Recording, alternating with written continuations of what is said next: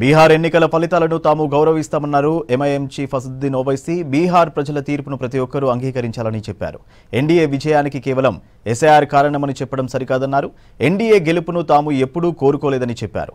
చివరి వరకు మహాగఠబంధన్తో కలిసి పనిచేసేందుకు ప్రయత్నించామని తెలిపారు. అయితే అధికార ఎన్డీఏకు 200కు పైగా సీట్లు వస్తాయని ఊహించలేదని చెప్పారు.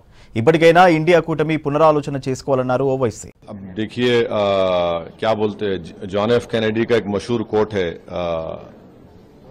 Victory has 1000 fathers, defeat has none.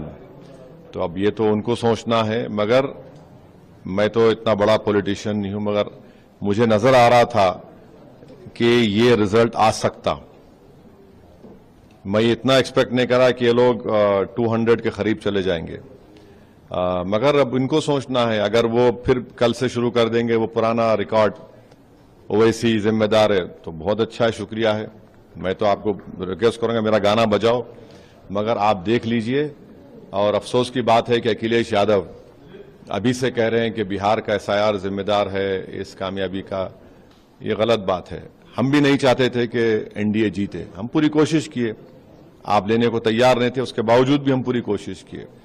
तो ये बिहार की जनता का फैसला है, उसको बड़ी इज्जत की निगाहों से हमको कबूल करना है। और अगर नीतीश कुमार को हम मुबारकबाद भी देते हैं, और अगर वो वाकई में सीमांचल और बिहार का सही विकास करना चाह रहे तो हम कंस्ट्रक्टिव कोऑपरेशन करेंगे, ताकि सीमांचल में खास तौर से